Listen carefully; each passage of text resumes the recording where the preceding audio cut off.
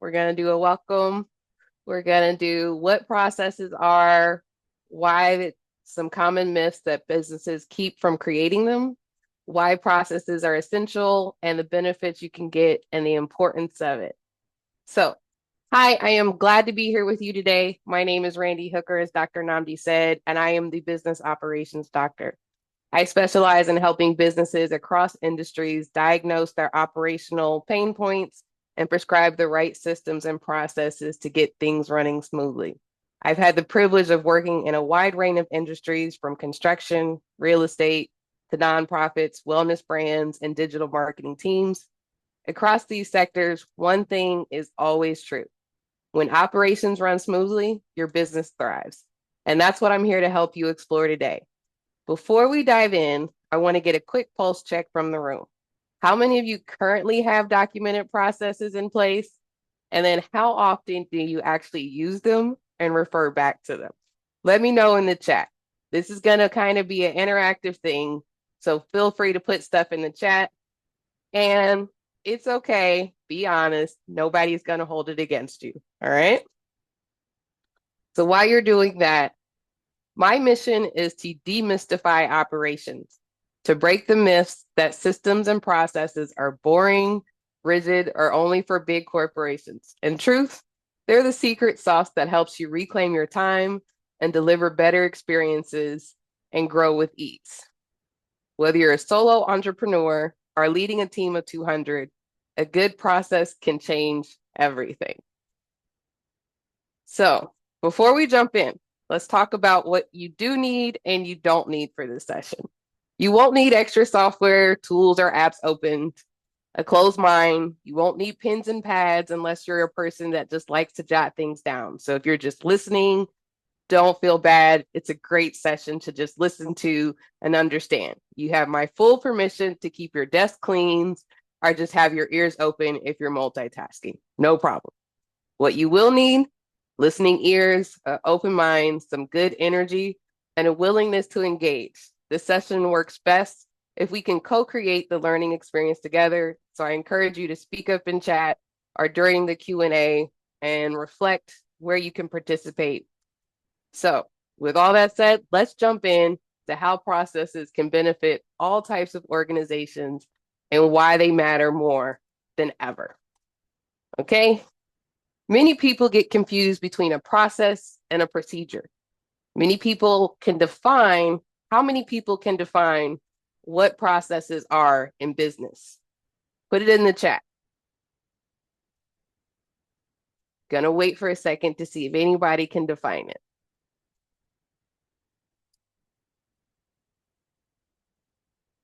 All right. So the definition, the wrong way. No, stop going forward. All right. The definition of a business process is the what and why. It's different than a procedure. A procedure is the how the process is accomplished, like most people are used to in SOPs, which are standard operating procedures. W. Edwards Deming once stated, if you can't describe what you're doing as a process, you don't know what you're doing.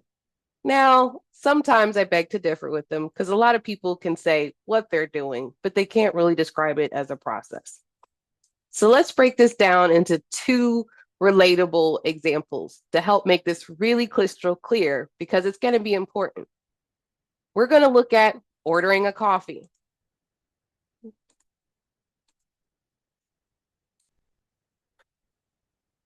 Now, and we're going to look at onboarding a new client to show you the difference between a process and a procedure. Example one, ordering a coffee. Think of the process as the big picture flow from start to finish. In this case, the process is you walk into a coffee shop, you place your order, the barista makes your drink, you pay for it, and you receive your coffee. 5 steps. That's the entire process of ordering a coffee. It has a start, it has an end result, and a consistent outcome. You can walk away with your drink. Now let's look at the procedure, how the barista makes your coffee. Now that's one part of the process. How the barista makes your drink is where the procedure kicks in. Let's say you ordered an iced mocha vanilla latte, a kind of complex drink, but still, the barista follows a specific set of instructions. Add a double shot of espresso, add mocha syrup to your cup, add vanilla syrup to the cup, put in milk, add ice, stir, and seal. That's the procedure, a repeatable step-by-step method that they follow to ensure it's done the same way every time for every customer's order. So the process is the whole journey of getting a coffee. The procedure is the exact method used to make your drink. And each drink would have a different procedure. So this is all one procedure and a process. And typically, a process is made up of multiple procedures. Now let's bring it more into a business setting. Example 2 of onboarding a new client. The process of onboarding a new client might look like this: discovery call completed, proposal signed, welcome package sent, project kickoff scheduled, files and systems set up. That's your onboarding process, a sequence of milestones that happen in a structured way in order to move your client from new to active. Now, procedures for that process. Let's zoom in on one part of that process. Say, sending the welcome packet, which was step 3 in the process. The procedure here could be open the client onboarding template, update the template with client-specific info, save as a PDF, attach to an email, add onboarding calendar invite, log it in the CRM as completed. That's a procedure. It's task level, detailed, and ensures every team member does it the same way every time. The process is the full onboarding journey. The procedure is the play-by-play to complete one part of it correctly. We've got it. So we're starting to see the difference between process and procedure. All right, now let's go into some common myths about why businesses keep from creating processes. Now that we've cleared up the differences between processes and procedures, we'll talk about these common myths. There are 4 big ones I hear all the time. As we go through them, I want you to think about them. Have you ever heard of these before? Maybe you said them yourself a few times. Go ahead, drop it in the chat. Once again, no judgment here. Myth 1, process is not in my nature. I'm just not for it. Myth 2, process destroys freedom and creativity. I don't like it. Myth 3, processes take too much time that I don't have. Myth 4, I already know what I'm doing. I don't need to write it down. Who's heard it? Who's felt it or thought it before? Be honest and put it in the chat. It's okay, sure. Now let's go through these myths one by one in detail. Process is not in my nature. This one comes especially from entrepreneurs and visionary leaders. I've heard it often. You're a challenger of the status quo. You're wired not for the routine. So the idea of doing something the same way over and over and over feels really constrictive. But here's the truth. Being process-oriented doesn't mean you're boring or robotic.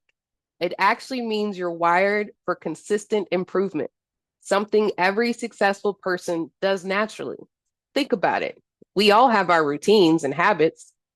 We stop doing what doesn't work, and we double down on what does work. That's actually process thinking. Your routine for your morning, your routine for your evening. Those are kind of processes. The reason most people resist process isn't because it's not natural, because it is. And once you're no longer flying by the seat of your pants, you realize how much freedom there is in structure. Taking the time to pause and refine the way you do things, write it down, teach others, and track it, that's what frees you from always being the one doing it all to letting others help you. It's what gets you out of the weeds, back into that zone of genius and time to think. Now let's go to myth 2. It kills creativity and freedom. I hear this one a lot from creative founders and teams. If we start using processes, we lose all our magic. It doesn't flow. Now, let's be real. No one wants to feel like a cog in the machine. Even Elon Musk once said he didn't like process because it became a substitute for thinking. And while he's not entirely wrong, he's not entirely right. Think about it. Even his machines go off of a process. Bad processes can do that. The right processes, the right processes actually protect your creativity by making sure the basics run smoothly without a constant mental load. Think about it like this. Processes handle the predictable, so you can focus on the exceptional. When you don't have to waste energy on a repetitive question, fixing mistakes, you don't have to worry about continuously processing the same thing over, but trying to remember how you did it and doing it differently every time. That's when you have time and your best ideas can flow. You can really get in there with your team and start thinking about all the other things you can do. Now, myth 3, process takes too much time and I don't have it. That's the most damaging myth, but it's also the most common across businesses, especially early stage business owners. When they are in survival mode, you're wearing 12 hats, you're juggling a million tasks and thinking, I don't have time to slow down. I don't have time to build a process. I'm barely keeping up with everything that's happening in my business. But here's the kicker. If you don't have time to do it right, will you have the time to do it over? Think about it. You can thank James Woodley for that one. We massively underestimate how much time we lose by not having processes. You're repeating instructions to people, you're rebuilding work, you're fixing mistakes, you're training new people the hard way every time, different ways without even realizing it. You're chasing fires instead of building systems. That's time you will never get back. So if you didn't have time before, do you have time for those? Or are you making time for those because you thought you didn't have time for processes? It doesn't have to take forever. You don't need to document every single step of your every single process to get results. Usually, there's an 80-20 approach. If you document 20% of the things that cause you 80% of the headaches, you'll find you get mass improvements. Use familiar language and tools. Start small and build from there. Companies that embrace this quickly see cultural, emotional, and financial return on time investments that allow them to then be free for creativity, have time to do other things. Now, myth 4, I already know what I'm doing. I don't need to write it down. I know it all. Now, this is a sneaky one. Here's the thing. Yes, you may know what you're doing, but does anybody else do? What about everybody else? Do they know how you want it done? Do they know how it should be done? This myth often hides the belief that writing things down is somewhat too formal or unnecessary. But the real issue, if it only lives in your head, it becomes a bottleneck. When your team has to keep coming back to you for answers, they have to keep asking you the same things. Things fall through the cracks unless you do them. When no one else can do it the way you do it and no one else can do it, that's not freedom. That's captivity. You're tied to doing it or always being apart. Successful leaders like Isidore Sharp from Four Seasons understood this. He famously said, systemize the predictable so you can humanize the exceptional. Train people to master the basics, repeatable things over and over, and then empower them to shine in the moments that matter the most. And because of that, Four Seasons is an exceptional hotel. They continuously get customer reviews and awards because their members know the basics like the back of their hand, but they are empowered to do exceptional things like send something to a guest because they found out it's their wedding anniversary. Help a mother who needed an extra space or hands because she forgot the stroller for the baby.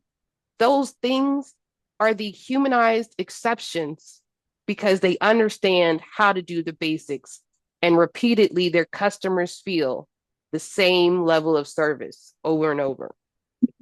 Processes don't kill creativity. It enables it. It doesn't slow you down. It sets you free. So let's recap these 4 myths. It's not in my nature. The truth is we're all wired for processes. It just looks different in business than it does for your regular day life. It kills freedom and creativity. The truth, it protects your time and creativity by giving you both back the mental space and the time to have it. It takes too much time. Truth, not doing it costs you far more than you can calculate. I don't need to write it down. I know it.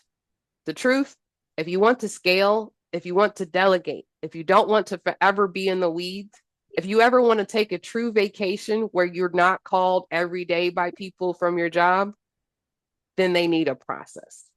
So let me ask again, which one of these have you believed in or maybe said out loud? Pop it in the chat. But let's start rewriting that narrative together.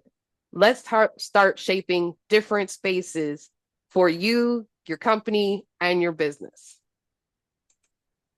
Now, why are processes essential? For any business, no matter your size, no matter your stage. A lot of people, once again, think processes are only for big corporations with too much time on their hands and too many people. But in reality, they've learned processes are the secret weapon that every business needs to run smoothly, grow consistently, and scale without chaos. So why are they essential? They create consistency. Think of your favorite restaurant or brand. What keeps you going back? It's not just the product, it's the consistency of how they deliver it. You know what to expect every single time that you go there. And you also know when it's not right because you know what to expect. Now flip that to your business. Processes make sure your customers, your team, and even you get the same experience every time, not just when the stars align or when the right person just happens to be working the shift. Number 2, processes drives efficiency. Without a process, everything takes longer. People guess, they double back, they redo things, mistakes multiply, you've got to put out fires. It wasn't done right. A simple checklist or a documented flow can save hours of work every week across your entire team. You remove the decision fatigue, the guesswork, the having to try to go locate things, the having to try to find and make sure it's the latest copy or updated. And everyone knows the next step. Time is money in business. Processes save both of those. Number 3, processes make growth and scaling possible. Now, here's the truth. I'm going to be honest. You can't scale without chaos, okay? If your success depends on you doing everything personally or your team reinventing the wheel every time, then your business can't grow without breaking. When you have a strong, repeatable process in place, you can delegate with confidence, bring in new people, and expand without everything falling apart. But even with processes, there will still be some chaos. It will just be less chaos and not breaking. 4, processes help you train and empower your team. Think about your onboarding experience. Was it structured? Was it clear? Were you just thrown in the deep end to figure out if you could sink or swim? When you don't have a solid process, every new hire becomes a gamble. Their success entirely depends on the person training them, on how quickly they learn on their own. And that's really not that great. But when your business has processes, onboarding members become smoother, expectations are clear, team members can ramp up faster and feel more confident. You stop being the bottleneck for every question, every decision. Here's an example. Let's say you run a service business and someone on your team forgets to follow up with a warm lead. That lead goes cold. Then the client books with someone else. You didn't lose that sale because you weren't good at what you do, because they weren't looking for you, because they didn't want to work with you. You lost it only because there was no follow-up process in place, no reminders, no assigned responsibility, no system, just a lost opportunity. That one moment might cost you hundreds or thousands, depending on your job or your industry. And it's not because of a bad product or a bad service. It's all because of misaligning and a process. Processes align your team to the mission. When your team knows the process, they know what's expected. When they know what's expected, they can execute with confidence. And when everyone's aligned, your business starts moving like a real team, not a collection of independent contractors or employees that are siloed in different directions and different departments. Processes bring clarity to roles, alignment to goals, and accountability to execution. So summing it all up, consistency improves your brand and customer trust. Efficiency saves time and money. Scalability makes growth sustainable, and training empowers people and protects them and your time.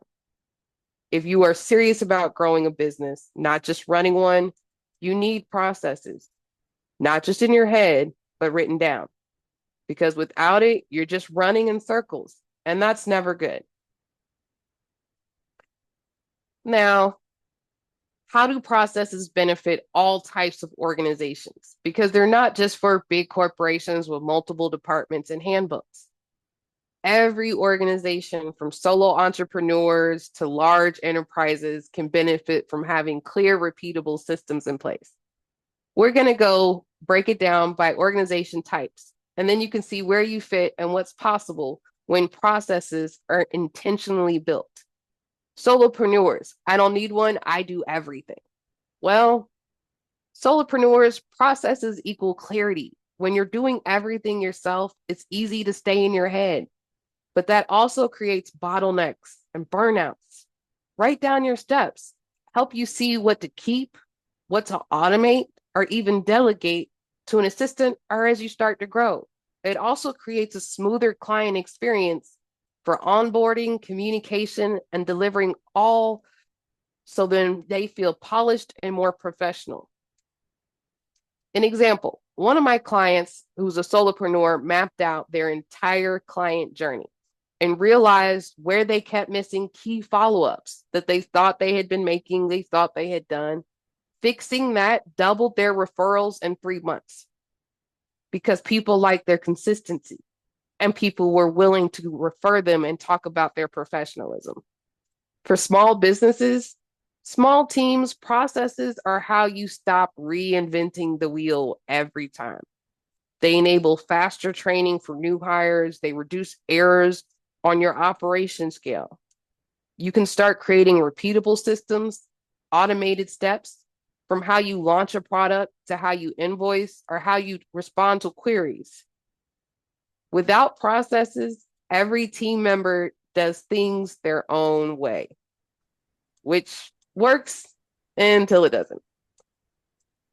A 6-person company I worked with tracked their SOPs for onboarding, and then they cut their training time from 3 weeks to 5 days with fewer mistakes, better team confidence, and they had less turnover because the people felt supported and understood exactly what their expectations for their job requirement were.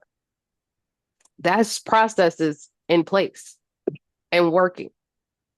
Now, if you're a mid to large company at this level, processes are absolutely critical for compliance, consistency, and efficiency across departments. But you'll be surprised. There are a lot of mid-large companies that don't document it. This is also allows for performance tracking because you can't measure what you don't track, and you can't improve what you're not measuring. Good processes uncover operational waste, inefficiencies with cost, inefficiencies with time, and in processes that people are doing. They help you meet industry standards and enable you sometimes to see real-time insights. One client I worked with was a 200-person organization which had been in business for over 75 years.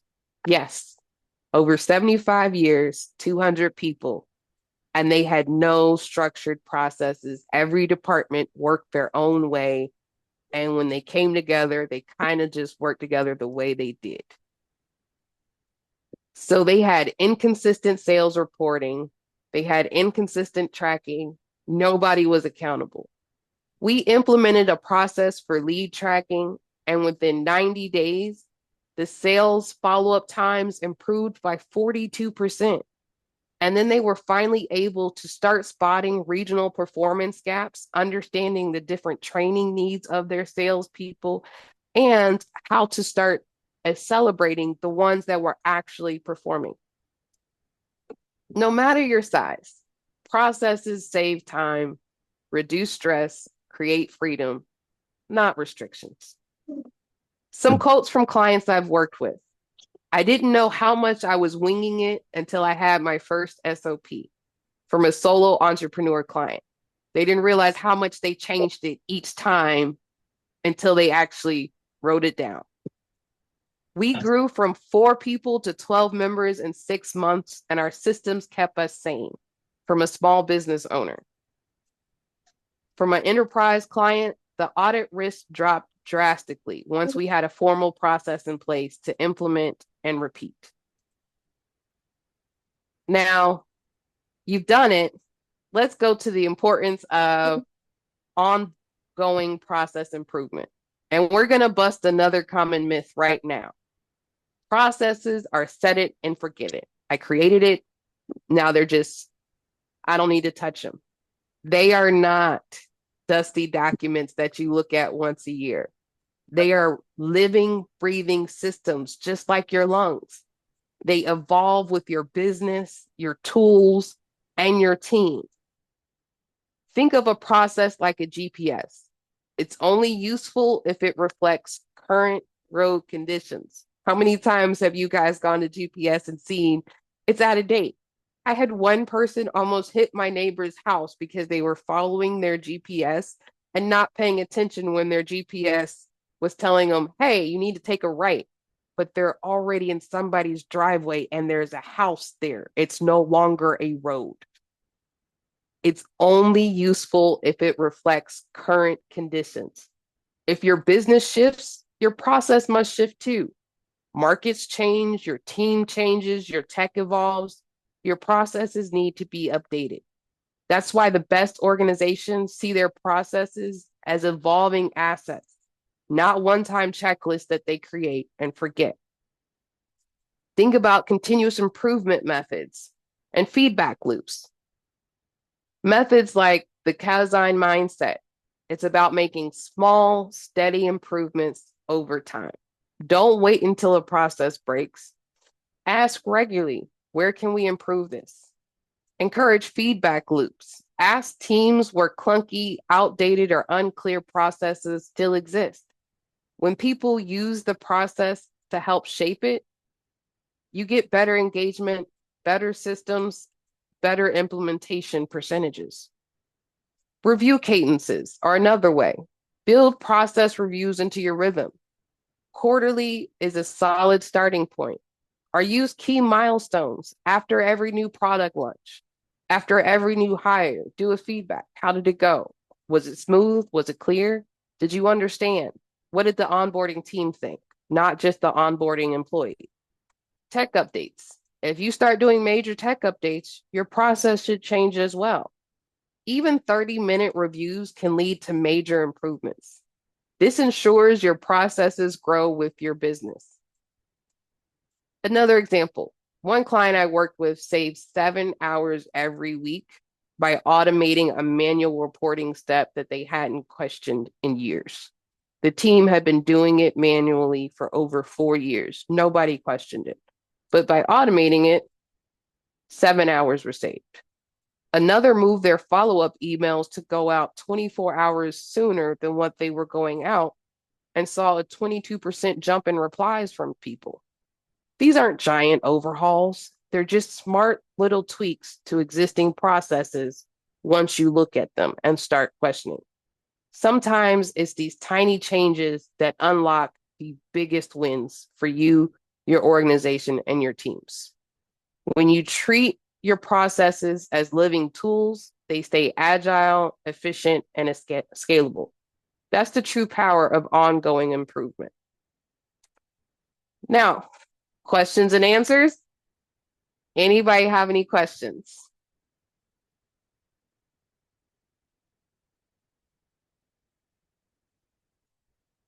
Scroll up through chat.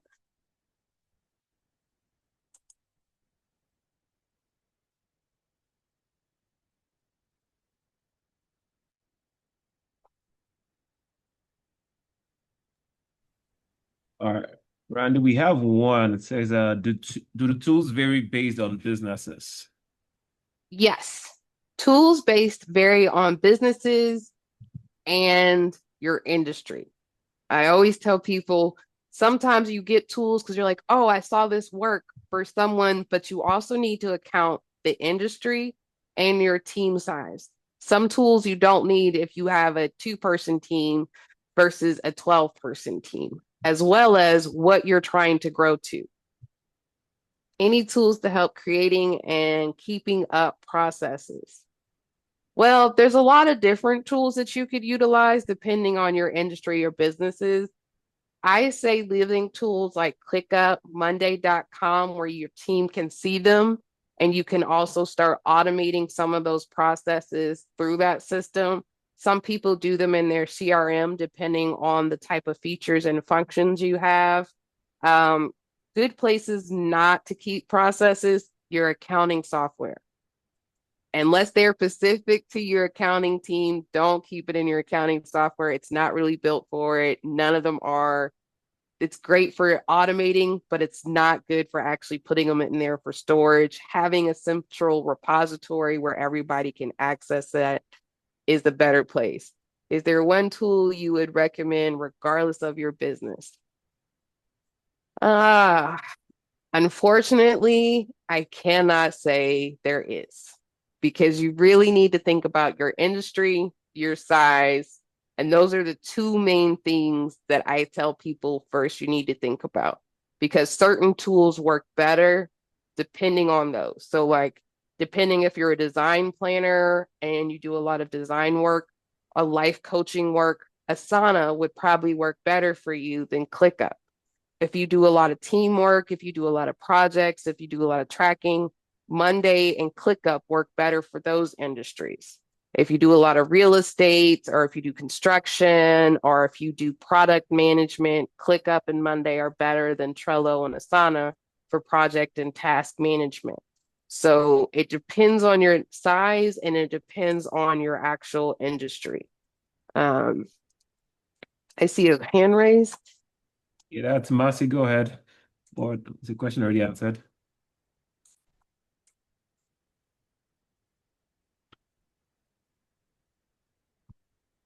Sorry, I was trying to unmute myself. No. Um, First of all, thank you so much, Randy. I always enjoy your sessions, and I think it's quite rich.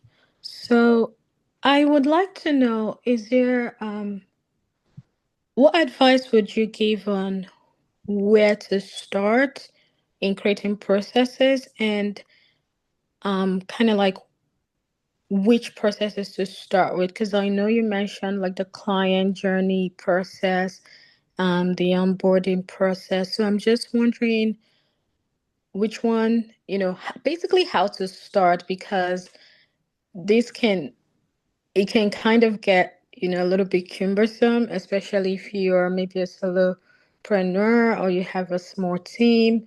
So just trying to figure that out. So my thing to everybody when you're trying to figure out where to start, think about the top 2 places you always have mistakes, you always are putting out fires, or you're always delayed. Now it's great to do all the other ones, but honestly, to get the most immediate impact, especially if you're smaller, where are you always putting out fires? Where are you guys always like delayed or having bottlenecks? Where are people always coming to you with questions? I always get questions about this process. I always get questions about this step. Start there because that is going to be some of the key places that you'll start seeing improvement immediately. And then from there, go to some of the second, third, fourth fires or ones that would be helpful. Onboarding is great. It really is. But if you're always getting fires or delays from client follow-ups or people are always asking you, how do I deliver this to the client? How do I give this to the client? I'm 2 days late. We're 3 days late. That's where I recommend you starting because that's going to have the immediate impact for you and your team.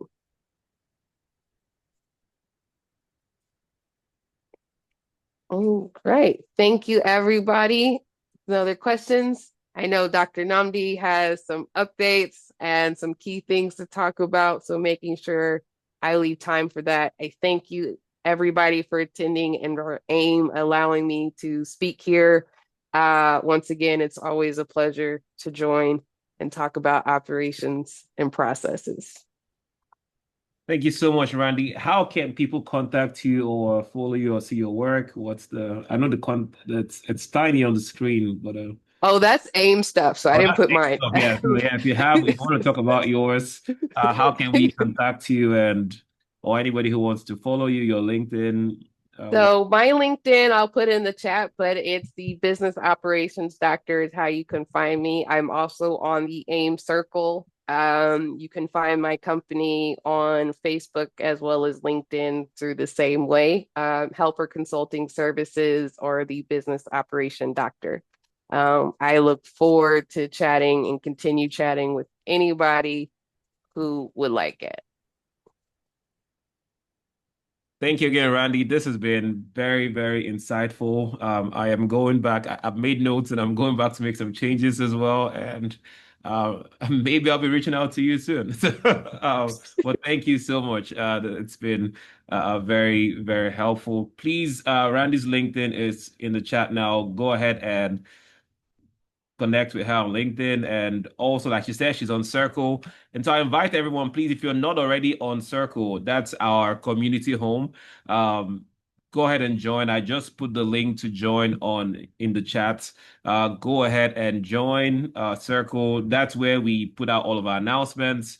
That way you can know what's happening, what's going on, and uh, um, recordings and replays will want to be more prompt to putting them out as well so you can get to watch a replay. If you want to go over the session again, you can get to see it, but it'll be inside of Circle. That's where you'll find it's exclusive. So it's a free membership. So just join. All we're asking is for you to register, sign up, and be a part of what we have going on. And I also want to and we're going to do this always going forward. But AIM or the African American Collective is a 501c3c organization. So we run on donations. And so if you want to contribute to this, we don't charge for any of our programs, at least not yet. And so we run on goodwill, basically. And so if you want to be a part of supporting the work we do to keep things going, I put a link to donate in the chat as well. Everyone, just save the link in case the Lord touches your heart one of these days. Even if you're not donating now, make sure you have the link to donate. We encourage recurring donations, and that way we can plan. But go ahead and join. And lastly, if you want to get involved with AIM, there's multiple opportunities to volunteer. We're always looking for volunteers. We're always looking to add experts. If you want to come share your knowledge like Randy did today, we have a process we have a process, we have a process that you go through to be a speaker or an expert within AIM. And one of the benefits too is for people who become expert facilitators within AIM is when we have our larger scale events, the first people who get the first right of refusal are people who work with us internally already. And so we always give opportunities to insiders first before we open it up and do speaker calls or any of that. And so you're actively contributing to a growing community. You are giving value, but when the time comes for promotion as well, we make sure we promote our people first. So get involved, get plugged in. Expert series is every Saturday by 12 p.m. 12 to around this time, 45 minutes to an hour is the time. So next week, tell somebody to join us. Next week, we'll be having Marcy. She's here. She's going to be bringing more business knowledge. I think this month is business focused. So make sure you're here next week. Master sessions are always fire. So I'm looking forward to next week, Saturday's time. But that's all I have. Thank you all so much. Yes, all links can be found on the link tree that Stella just shared. So again, save these links, all of them, and enjoy the rest of your Saturday. Thank you all so much. I'm putting the volunteer link here as well. All right, so that's all we have for today. God bless you all. See you next week.